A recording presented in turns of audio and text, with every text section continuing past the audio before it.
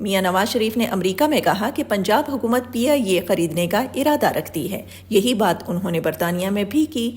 مریم اورنگزیب آتی ہیں اور کہتی ہیں کہ پنجاب حکومت PIA نہیں خرید رہی، جھوٹی خبر پھیلائی جا رہی ہے۔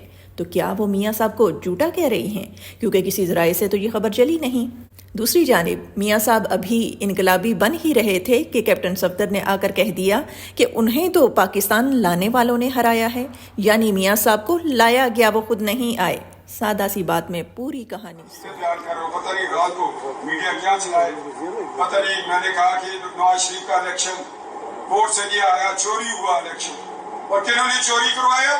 جو نواز شریف کو لندن سے لے کے آئے، لگاؤ اس سے اب تک ووٹ کو عزت نہیں ملے گی، صوبہ زارہ کو بھی عزت۔ جب لوگوں کو یہ پتہ ہے یار کیا لوگوں کی خدمت کر رہی، خدمت کرو گے کچھ نہیں ملے گا، جہاں خدمت کرنی ہے وہاں سلوٹ کرتے رہو، اسمبلیاں بھی ملے گی، سینٹ بھی ملے گا، پارٹی